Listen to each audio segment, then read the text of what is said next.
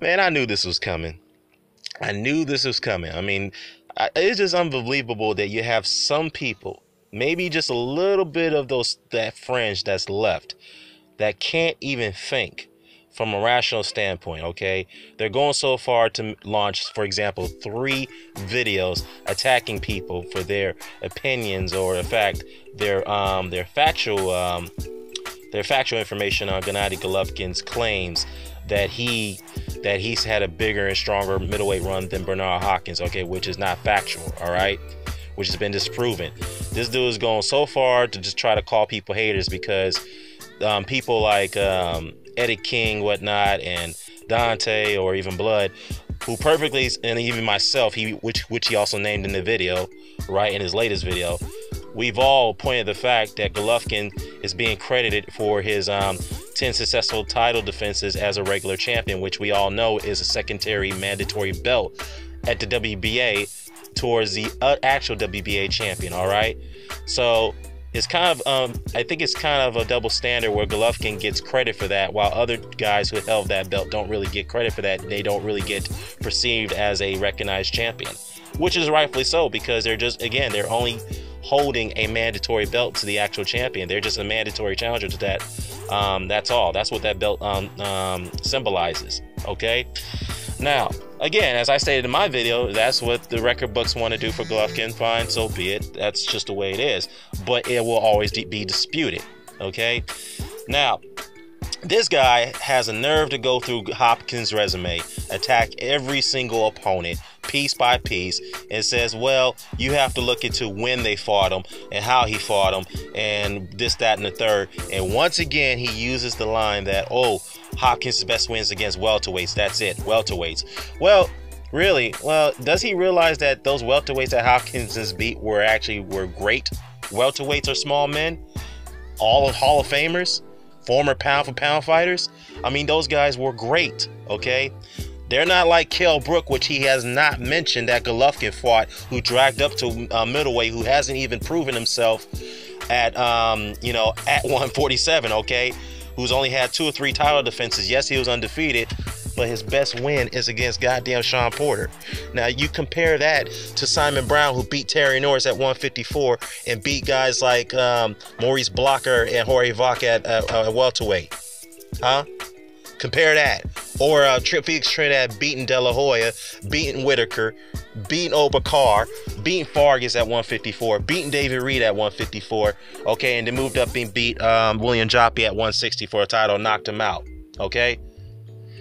It's funny though, yeah, because Trinidad, speaking of Felix Trinidad, when he went into that fight, he was a belt holder, right, against Hopkins for the undisputed crown at middleweight. He was a belt holder. He was 40-0, all right? He was a 2-time lineal champion and 2-time unified champion in 2 different divisions, and a 2-time lineal champion.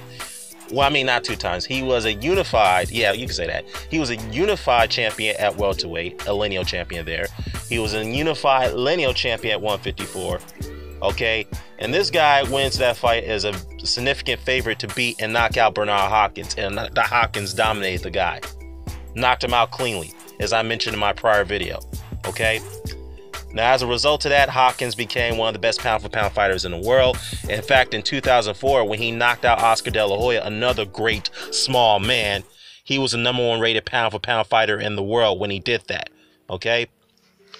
So you can go ahead and just say that he's fought little guys, this, that, and the third, but the fact remains is that every great middleweight's career has been revolving around beating great small men. We all can go back to Harry Greb when he fought Mickey Walker. We can go back to Tony Zell when he fought Rocky Graziano, okay?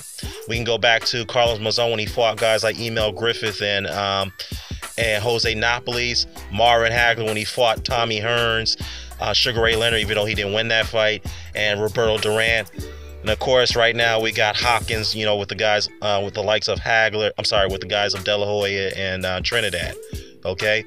So the fact is, or if you want to, if you want to incorporate Simon Brown, that's fine too. But the fact is that every great middleweight has fought small guys, great little men, welterweights or light welterweights, whatnot. Because he seems like he has a double standard with this again. Because if you look at Golovkin's resume, at least 9 men that he fought were small men. And it's also funny that he doesn't want to include the fact that light middleweights are small men compared to middleweights. They are. But no. We're going to go back to welterweight. See, he's moving the goalposts on that. He's moving the goalposts on that situation when he doesn't want to include that fact. And he also wanted to say that, well, all these guys that Hopkinson's beat were coming off, had losses and whatnot. Well, it's funny he mentions that because Kasi Uma, a welterweight, by the way, right, won a title at 154. This guy had lost five of his last 7 fights. And before entering his fight against Golovkin, he almost knocked Golovkin out, battered him, threw bombs at him, threw ferocious shots at him. Okay? And yet, Golovkin gets credit for that win. All right. About Norio Ishida, which is funny, though, because he was trying to pick up Ishida in one of his videos. And no disrespect to Ishida. Yes, I know. I acknowledge the fact that he fought at, obviously he's a natural 154-pound guy. He moved up to as far as heavyweight and challenged guys like Kotaro Fujimoto in Japan and whatnot. And he was going through some, sanctioning issues over there because people weren't too sure that he should be fighting guys like that. But anyways, fact is that Ishida entered the Golovkin fight with 2 consecutive losses. But yet, that's a good win for Golovkin, right? You're telling me that beating Yoshida is a better win than Hopkins beating guys like Lupe Aquino, Simon Brown, and John David Jackson? Seriously? Keith Holmes, Carl Daniels, or Robert Allen? Are you serious? Are you serious? Please, man. I'm going to tell you something about Keith Holmes. Keith Holmes will beat anybody that's on Golovkin's resume. Just about anybody, in my opinion. Now, as far as Canelo Alvarez, yeah, that's a bit of a toss-up. But Golovkin didn't beat that guy. He drew with him. All right. Oh, my God. I'll go further and say this. Hopkins' opponent's win-loss record is much better than Golovkin's win-loss record, all right? Let me give you the gist of this situation, all right? Bernard Hopkins won 6 titles in the ring, all right, which results to the fact that he was the undisputed champion. He won 4 alphabet belts, he won a lineal title, and he won the Ring Magazine title. 6. How many has Golovkin won? 1. He was awarded 2 belts, given 2. He hasn't been a Ring Magazine champion. He's never been a lineal champion. All right. How many undefeated fighters has Hopkins beat at middleweight? 4 of them. 4. How many has Golovkin beat? 2. How many pound for pound or lineal champions that Hopkins beat? He beat 3 of them. I'm sorry, he beat 4 of them. How many is Golovkin beaten? None. 0. None. What does that tell you? What does that tell you right there? Okay? That tells you of the strength and the level of opposition that Hopkins beat at middleweight compared to Golovkin. Now, I've done a graph on this. I've done a breakdown on this many times already. I don't need to do that again. But if anybody wants to continue to challenge me on this, I'll gladly do it on a live hangout, and I will show you all the information right there. I will do it again, gladly already. All right. So, bruh, get your feelings out of it, because there's even rational Golovkin fans who will tell you, like Jeff Boxing. Shout out to Jeff Boxing, by the way. He will openly admit that, look, he's a Golovkin fan, but Golovkin, and this is a great rational answer from Jeff Boxing, Golovkin is undoubtedly the best middleweight today. Yes, no question about it. But his resume is nowhere near Bernard Hopkins. The gap is too wide. Perfect answer, rational answer right there. I cannot argue against Jeff for saying that, because he told the truth right there.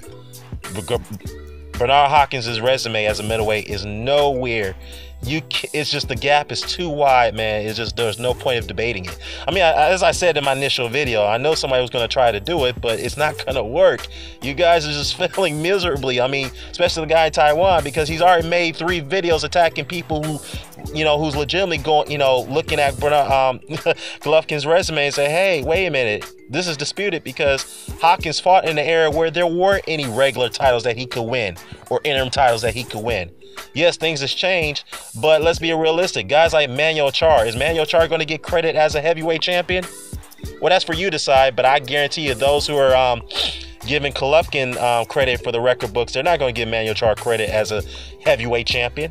Majority of them not going to do that. So, in fact, most people don't even know that Mayo Chart is a WBA regular champion heavyweight. Just to give you a sample of that. Shout out to Blood Boxing on that, for exemplifying that example. So, hey, this guy wants to talk about what have they done after that too, as far as Hopkins' opponents. You know, going after guys like Lupe Aquino and Simon Brown and who else? John David Jackson. Well, let me ask him something. What about Matthew Macklin? All right, well, what has he done after that? Oh, that's right, he retired. He didn't do shit after he took a beating from Golovkin. Gabe Rosado, yeah, that's right. He went up to 160 from 154 to get a shot at Golovkin, right? Small guy. What has he done after that? He ain't done shit. Yeah, he does his best win on his record after taking a beating from Golovkin is against Joshua Clottey at catchweight. A small guy, by the way, right? Okay, what about Yoshida? Yeah, next. What about Adama? Yeah, next. What about Nelson Julio Tapia? Huh? What about him? Oh, next. Okay, what about David Lemieux? Next. Okay, yeah, David Lemieux, a guy who hasn't had one successful title defenses, right? Okay, what about Proscott? Next. What about Lawan Simon? Next. Kasiuma? Nope. Milton Nunez? Nope.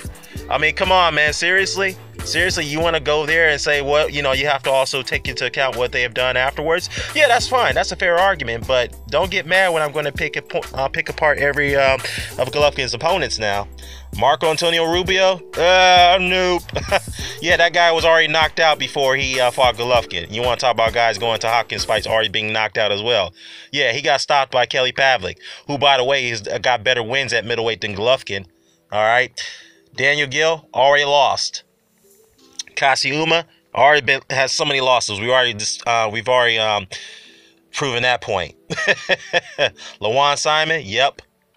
Yoshida, yep.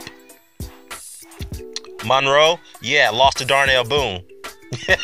Okay, Willie Monroe. Yeah, what's Willie Monroe done ever since, right? Yeah, he got another shot at the title against Billy Joe Saunders, and he shelled up in that fight.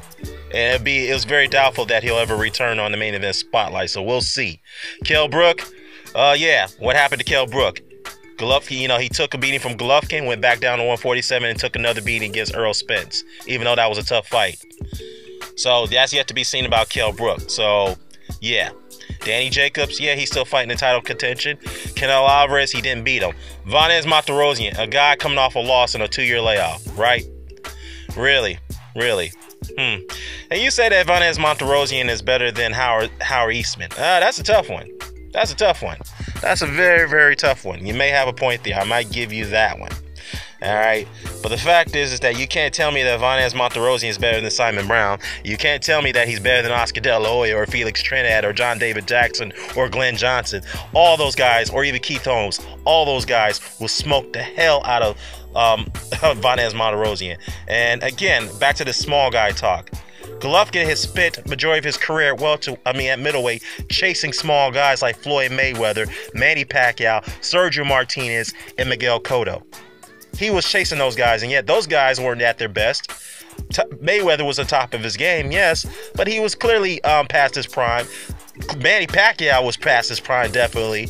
Sergio Martinez was definitely at the end of his career. Miguel Cotto was past his prime, but yet he wanted to fight those guys. So it's perfectly fine for Golovkin to pursue fights with small guys like that, but when Hopkins does it, it's a problem. We have to discredit that on his record.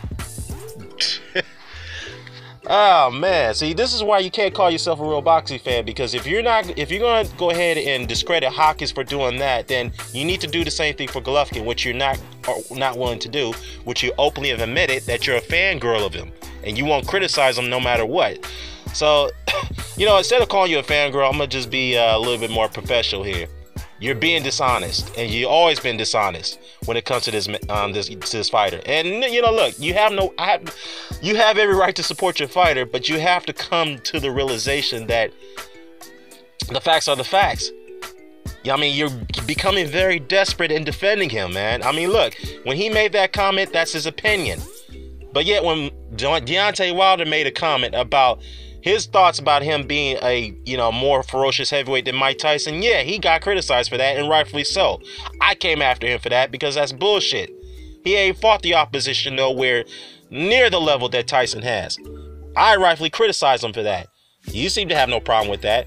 But with Golovkin, oh, no. I'm going to go through Hopkins' resume. I'm going to do that just to discredit Hopkins. No.